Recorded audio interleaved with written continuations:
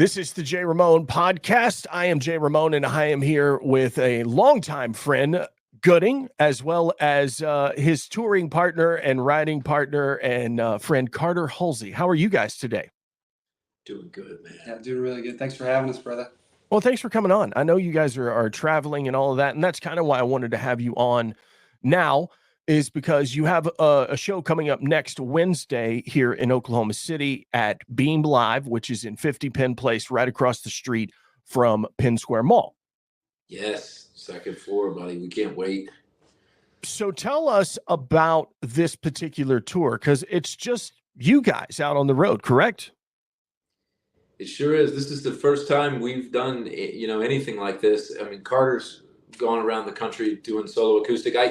You remember, what was it? This Machine Kills Fascists on Woody Guthrie's acoustic guitar. I say on Carter's acoustic guitar, to say this machine kills bands. He's the only guy I know that could go up after all the sound and energy in the world, and always takes a song or two for the crowd to understand.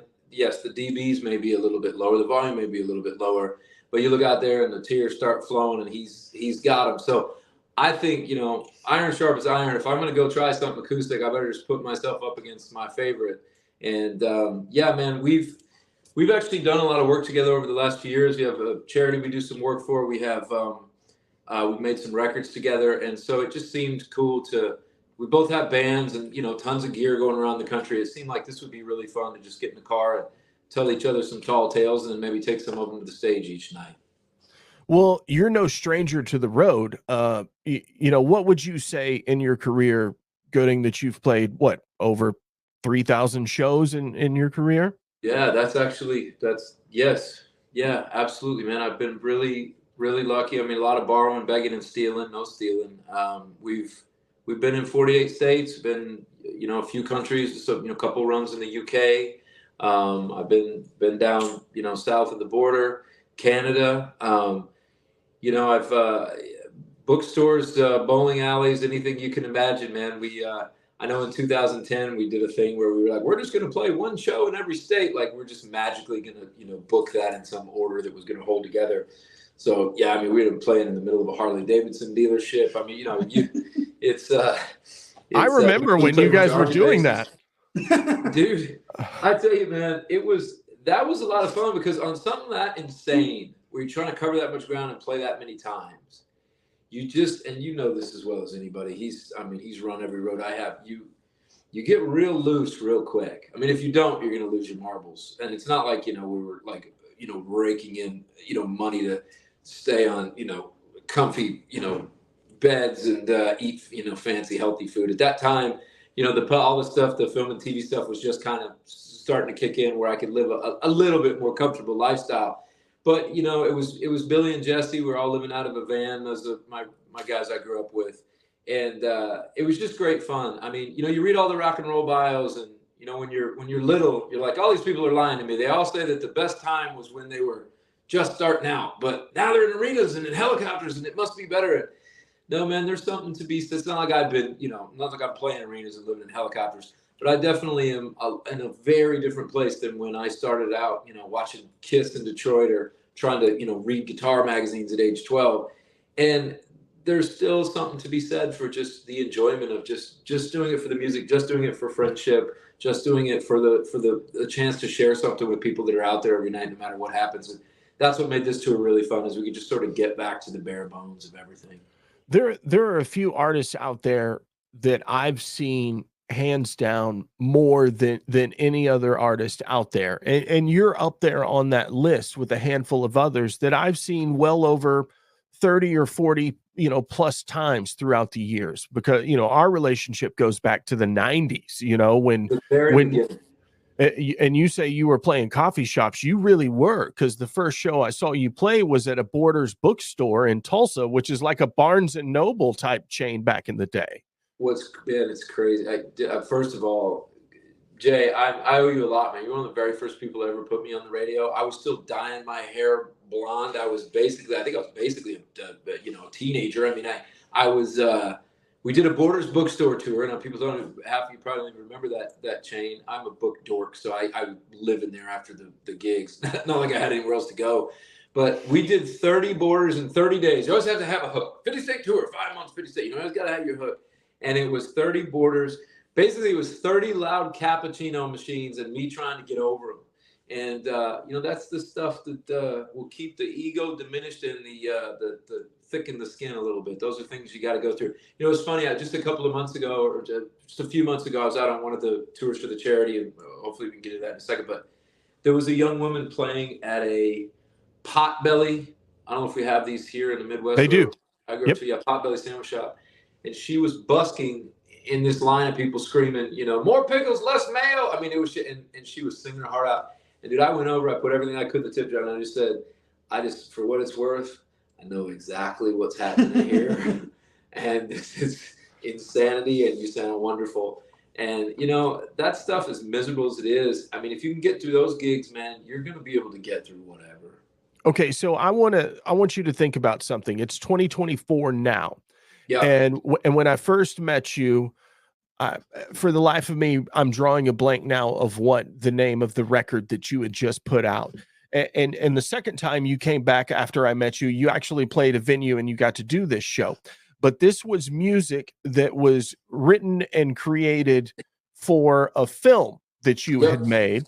That all of these scenes and your music all correlated together, and you played it live at a club in Tulsa with the live band and the video all synced up together. Yeah. Now, that was in the late 90s, early 2000s. Now we're in 2024.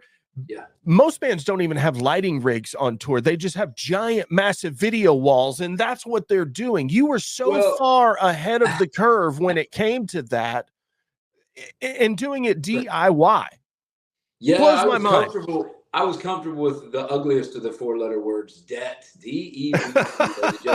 You know what, man? It was called Songs for. You want to hear you and your listeners to get a load of the most pretentious name for a record in the history of all the millions of records we've made. Songs for the Unrealized Film Script, Factory Blue. I wanted to score something Factory so Blue, bad that's and what it didn't have was. a job that I actually came up with my own little idea for a movie and scored the thing. It's kind of, you could try to say, oh, that's cool, man. You were really trying to envision your life and your career. And most of it, you could go, you were a weird little dude. I'm the guy that goes out and asks club owners, put this thing in here. Now, there might be some PETA footage, some stuff in here about animal testing. Like, anybody wants to get a drink while I'm talking about, we should be kind to one another and all animals. Yeah, man, it was a very dark production. And the people that worked on it were incredible, and I had a good time doing it. I probably made a profit of negative $15,000 on the Visa after touring it for a year. Was that the instrumental record? Oh, there was a few, but that was one of the ones we took. Yeah. Yep. Yeah, I think some of them are still, when I was moving place to place and Carter and I were getting established outside of Nashville, I think he still had a few thousand of those in his garage for a while helping me out. No, Jay, I appreciate it, man. You got to try a lot of things to figure out who the heck you are. But I stand by that stuff, man. At the time, it was exactly where my head was at. But yeah, I should have known an accountant back then is what I should know. You were so far ahead of the curve as to what's happening now. Like, I look back at it, I'm like, damn, like that's unbelievable. Like that's normal now. Well, you're very kind. I think what wasn't normal was I kept making the band go to a bunch of DAVs and Goodwills and pick up $10 used TV sets. I was obsessed. And who was doing it, actually? I remember seeing the Trabant cars at the U2 Actone Baby show. And if anybody remembers that record, I know that's freaking 30 years ago that record came out. But we would set up these cheap TVs and just, project stuff on them and just try. It's a way to get a free lighting rig, but a free hernia. And we did it. So anyway. So you were also the first person that I knew to really have a career with licensing. Because when I explain your music to people and when you're playing a show in a market, I go, look, you've heard this guy 1,000 times. You just don't know it. And it all started with MTV's Real World and Road Rules. Yeah. But then it just exploded from there, where your music has been heard everywhere, from Dateline to Major League Baseball to Golf Network to you name it.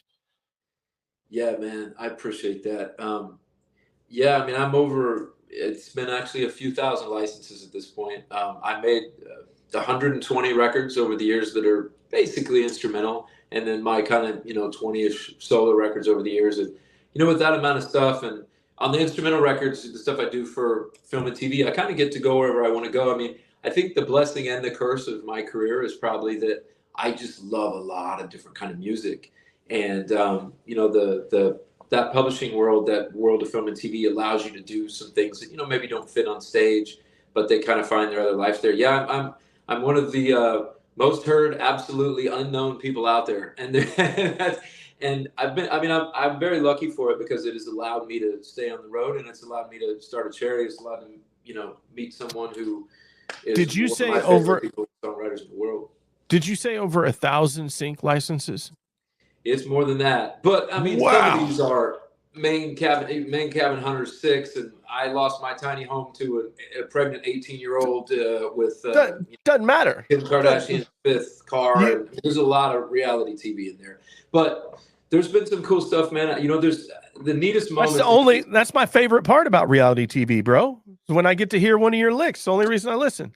I love you, dude. Over the years, we've broken that ceiling a little bit into a few other things. There's been Saturday Night Live, Stephen Colbert, CSI. There's a show called Bloodline that I really, really liked with Kyle Chandler, and I didn't even realize I had a song in it until it came on, way, way back in the background. Carter, what's some of the stuff you've been on lately? We've been making some records together, the publishing stuff, and he's been doing some records, and you've been getting some placements too. Yeah, I mean, thanks to Gooding, I've gotten to make some records for the catalog as well.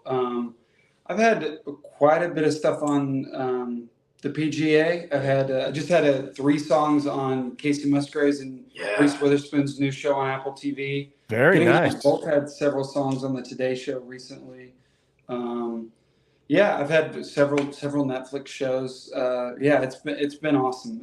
I'm super grateful. I feel like sync licensing gives you that feeling that artists used to get when they heard their song on the radio for the first time, because you don't get to hear, radio. The playlist is very narrow compared to what it was. They don't break new artists like they used to.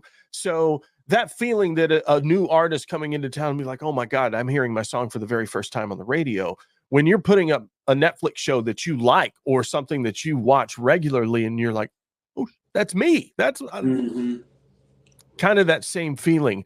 So it's an amazing feeling, man. Yeah, it gives you some confidence, especially if you've been grinding for years. It gives you some confidence that you're setting inside of something that's bona fide and real, and that you might have been watching anyway. So you're like, I can play at this level of the game. It's nice. Carter, how many friends and family members from Joplin text you when they hear one of your songs in one of these shows?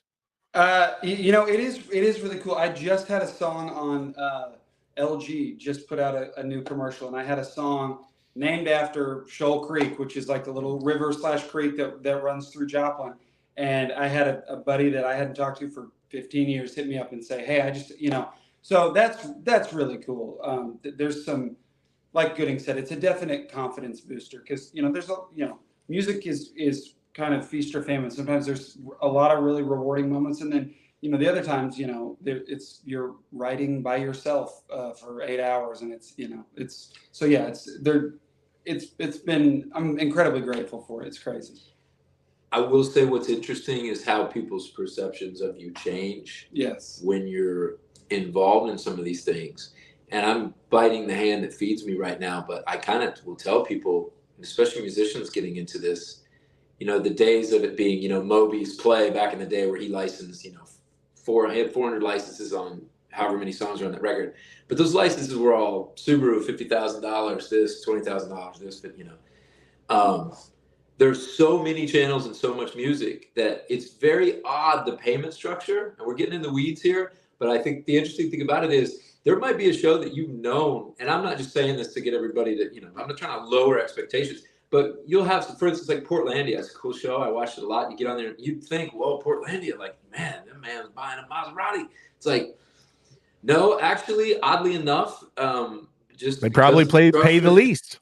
Well, it's very interesting. If something's on cable versus network, how it used to be.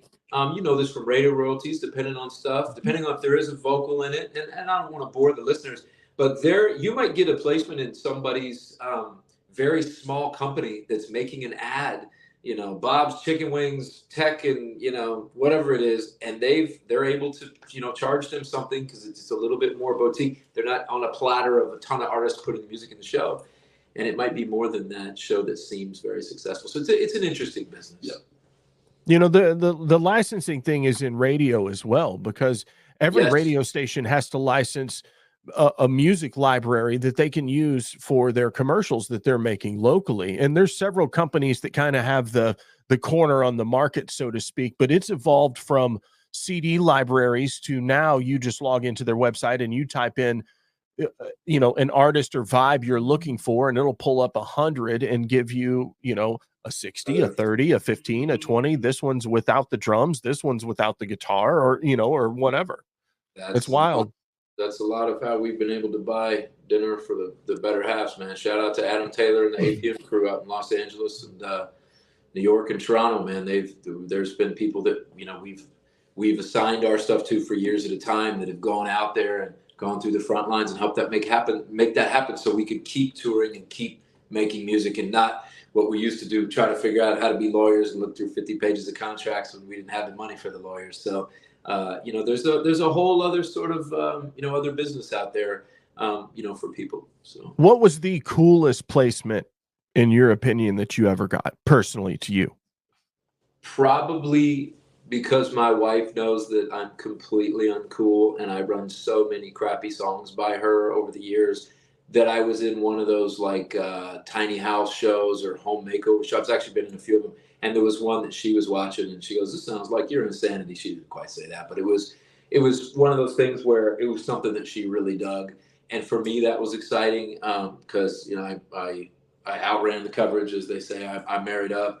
You know, I probably Anthony Bourdain stuff, man. I had about 40 songs and no reservations over the few seasons. And that was, I just say that because I love him. It was well edited. I think it brought a lot of people together, seeing that people around the world are they're more similar than they are apart. The other music that was in the show was, I remember some of them would come on. I was like, "Ooh, man, my mix, well, I'm going to make sure I get the hot." Like at the time, they just did a really good job with that show. And I don't know if everybody knows, but he had a lot of different shows for many, many years before he did that. And if you go back and watch those, you can see him learning his craft at different levels. Yeah. To be Perfecting part of that last round of things was really an honor. Carter, what about you? What was the most influential placement or biggest impact on you, you know, mentally, emotionally? My wife thought the Reese Witherspoon, My Kind of Country, Casey Musgrave shows, those were pretty awesome. Yeah, I've had a couple songs on some Netflix shows, and to be able to like sit down on my couch and hit Netflix and pull up a show and go find, you know, that's crazy, you know. And then until I met Gooding, I didn't have those kind of opportunities. So yeah, I'm just yeah. But yeah, the My Kind of Country one's probably the biggest one. Or the Today Show's really cool. They've used several of Gooding Eye's songs, like, you know. That's a big deal, man. That's the Today Show. That's historic, you know. Yeah. That's been around forever. Yeah. So I wanted to tell this story because I was in a punk rock band and we put out one record and we toured. We actually played Joplin before, Carter. I can't remember the name of the place, the Green Room or the Green Door or Blackthorn. It was had a color name for whatever it was, but it was kind of downtown-ish, and it was an older building. We played there. Full Jeans Castle? I don't know. It was some random bar, but we played with this band that was on a major label from St. Louis that was the loudest band I've ever heard in my life. What were they called? I can't even remember what they were called. The Rones. Okay. The Rones. Yep. That was the only time I ever played in Joplin. But when we were making our full-length record, we had booked studio time, and Gooding has a show in Tulsa. And so I had known him for a few years at this point, and I shoot him an email and be like, "Hey, I'm in a band. We're recording our record. You know, would you like to come in and record a guitar solo on a song?" And he was like, "Absolutely." And so I went to the venue, picked him up after sound check, and he grabs his guitar, loads up in my Honda Accord, and we drive to the studio. Mind you, he's never heard us play before, didn't know anything about the band, the song, nothing. Just says, absolutely, love to do it. Get to the studio, walk in. He plugs in this guitar and dials in on an amp that's just, I can't remember if it was a Fender Twin or what. I think it was just sitting there, and goes, okay, let me hear the song. Play back on the ADATs. And he's kind of playing along and feeling it. Well, our engineer hit record because he's just right in the pocket on this lead part. And the solo comes and he just boom and goes into this ripping solo, and then right back into the lead part when the chorus comes back in, and we're done. We're in and out the door in less than 10 minutes. And he's like, probably got a Bad Religion style epic solo. It was epic, bro. So this record has been out of print for, since the late 2000s or whatever, and hasn't been available on any of the streaming platforms. And so we decided for the 20th to remaster it and put it out on the streaming platforms this year. So there's a couple songs that are out there yet, but the one Gooby played on is not out yet. But when it does, I'll send it to you. That way you can hear it. I would love that. I grew up pop punk. That is all, dude. I love dirty Chicago punk rock bands. I cannot wait to hear it. Yeah, we played with Bowling for Soup and the Queers and Simple Plan. My first time playing Warped Tour, we opened for Bowling for Soup. I was 15 years old. It was crazy. I love Bowling for Soup. Yeah, those are homies. That's great. Wow, man. So, I tell people, Gooding, that you're the best guitar player I've ever seen play in real life, and they don't believe me because they know how many shows that I've seen throughout my career. And then I pull up that YouTube video of you playing 3 guitars at once, and then there's the other one with the Ganjo where you're just getting down and slaying, and their mouth hits the floor, and they're just like, "You weren't kidding." I was like, "No, dude, I'm serious. Like, this is what I'm talking about." You're very kind, Jay. How have you not gone out there and gotten every single endorsement from every gear company possible just from what you are doing? I think guitar companies should be throwing every piece of gear and dollar at you. Man,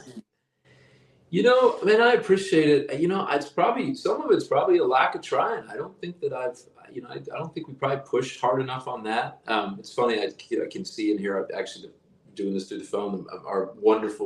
My wonderful manager's texting me right now. I'm showing the podcast. Like, we got to get back to get some endorsements. But no, man, I just, a lot of times, even knowing, so I wasn't much fun at parties as a child. I mean, I was hiding in my room, 3 feet tall, and get my butt kicked after school. All I did was play guitar. And because, my mom played some classical piano, my dad. Bro, I don't care what anybody says. You're not just naturally born with that talent. You've put in well over 10,000 hours to hone that craft to be that good. It takes hard work. Man, I was just very lucky that, everybody gets the different things. I mean, I can basically hardly do anything else, but I was very curious about different instruments and different guitars and different tones, different stuff, and a lot of different kind of music. So, I think, to answer the endorsement thing, a lot of times I was just kind of more interested in making the next record or getting back out on the next road show. Probably, too much. I liked that loop of record tour, and those dynamics have changed. A lot's changed. A lot, yeah. But I think it was always so. And then when we got the charity going over a decade, do some of the work in the high schools, we're making a documentary about it. There's just other, when you get at something, you try to find whatever the next step is. And there's probably some things that would have helped my career. The endorsements probably would have, maybe doing, more, maybe playing with some other people or going on some tours with some other bands. There's probably different things that I could have chosen that path. I think that would have put me in a different place now. But what we're able to do with having the film and TV music, because of loving all those instruments and doing all that different kind of stuff, and being able to do this work and playing these shows, the financial literacy shows at the high schools that Carter and I do, I think that's where it was maybe all leading anyway. I want to talk about that. Left on the side of the I want to talk about that because I think that is the most important thing that you do. But before we move on to that, I just want to go on the record to say that the NAMM shows would be bigger and more credible if there was more Gooding involved in those shows. I agree. I love you. That's very, So very now kind. I want to get into funding the future because I was around when this Yeah. idea was formulating and you were Yeah. you were kicking the can, trying to figure out how, and it had nothing to do at the time necessarily with what it evolved into, because I never thought it would get to where it is now. But the initial idea was because you would hit me up every time you were on a new record cycle and you were starting to book shows and you were routing through Oklahoma, you would hit me up and say, hey, we've got a tour. We're trying to find dates in Stillwater or Tulsa or Oklahoma City. And the club we played last time, it has a new owner or is a different name and doesn't exist anymore. Do you got any leads for me? Any ideas? What can we do? And you And were so so giving, man. First forever. I mean, just wonderful. And so this became, frustrating in these college towns for you because every 4 years you're having to develop a new fan base. You're having to start over completely from scratch and build it back up. And then they move off and start a family and they're gone again. And I remember one time you said to me, you're like, I've got to figure out how to get my music into the ears of these people when they're in middle school, when they're formulating their musical tastes and their opinions on music for the rest of their lives. That's when that's happening. How do I get? Happen for me? Yeah. And you're just like, I have no idea how I'm going to get to those people. And then you fast forward a few years later, and you're doing an entire tour, but you're not playing bars anymore. You are now playing inside of middle schools and high schools, and it's through this charity that you've started, and you're teaching these kids financial literacy, and you're teaching them the important things that they need to know once they get out of school and become adults that people our age were never taught. We were just thrown to the wolves and we hope for the best. And if, I know you guys probably have lots of friends who signed up for those high interest credit cards when they were on campus for that free t-shirt when they were in college, or have had to sign up for payday loans and they got stuck into these traps. And you guys figured out a way to teach financial literacy to kids, but also get to play a show as well. But the most important thing is you're teaching these kids how to be great humans once they get out of school. Well, so you could almost give the speech, brother. I actually don't remember that conversation, but I do remember, I know talking about that feeling of what it's like to hear music when you're young and how it hits you and how open to things we are at that age. And over the years, running into a lot of people who are working hard, but they don't know the rules, and families that I've met outside of bars at 3 a.m. People are drinking, they go tell you their life story. It's wonderful. We were those kids. And we can both tell you a little bit about our stuff. I mean, I was raised by a single mama, worked hard, but didn't know the rules. I've taken those loans. I was very lucky. I stayed away from same day loans, but I have many friends that got hurt by that stuff. And I've just made every other financial mistake that we talk about. And actually, I mean, Carter, tell them a little bit about your history in Joplin, please.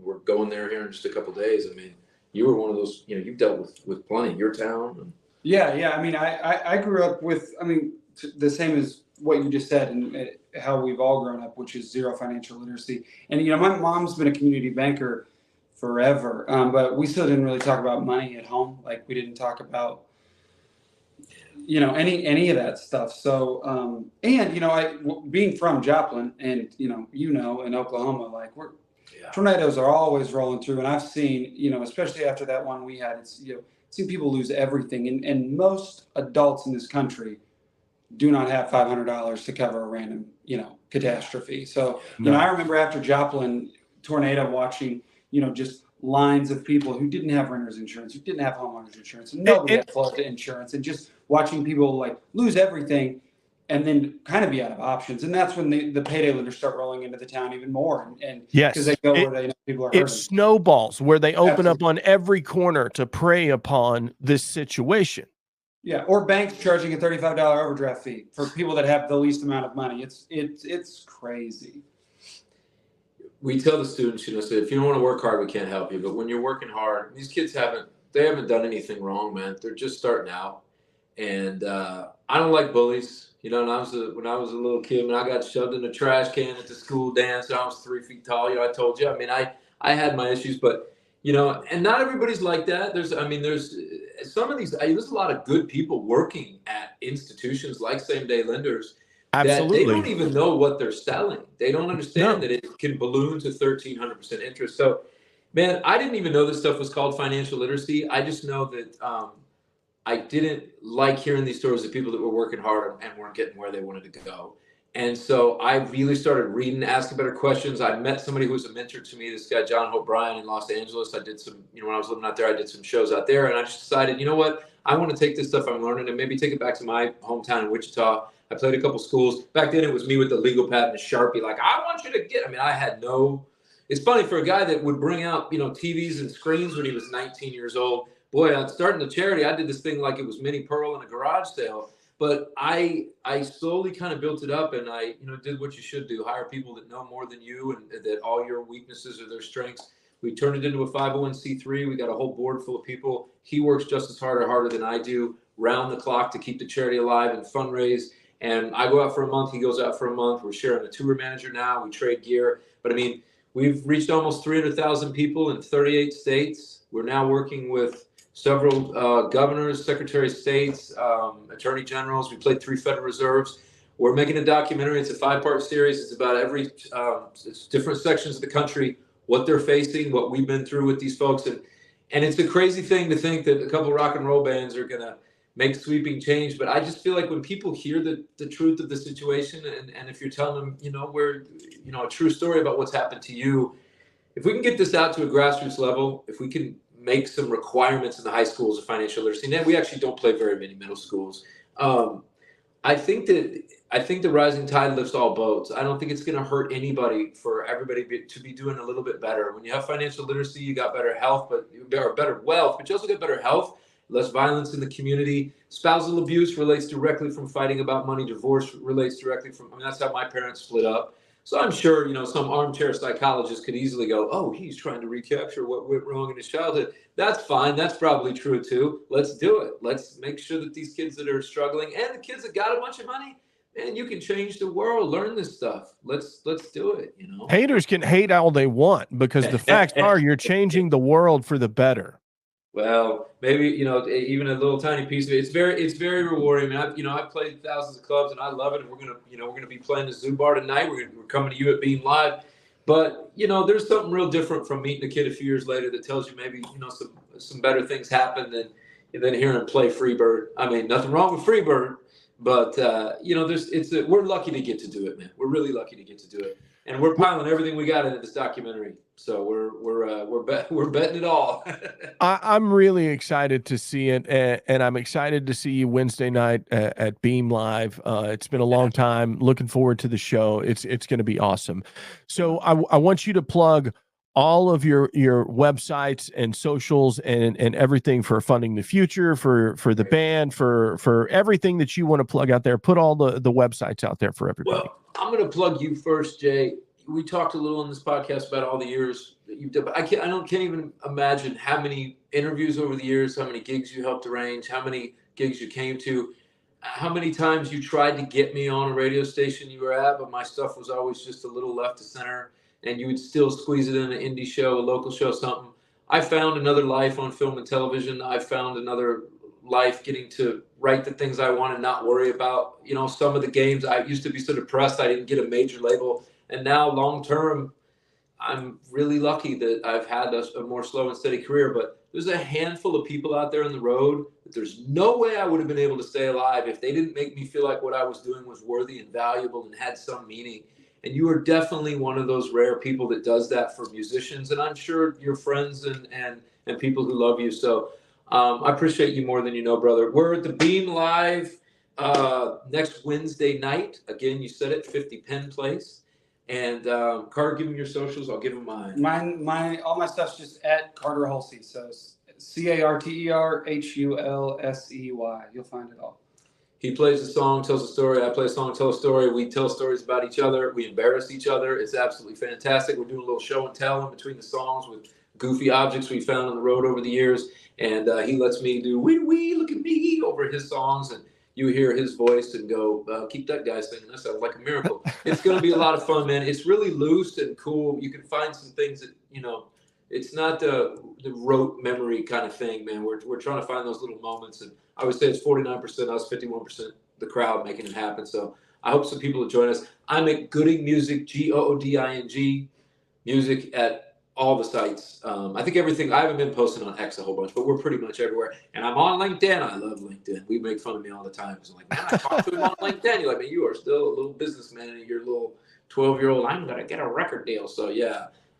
Hit me on any of those sites. And please. Funding the Future is just Funding the Future Live. If you search that on any of the socials, or you'll find everything.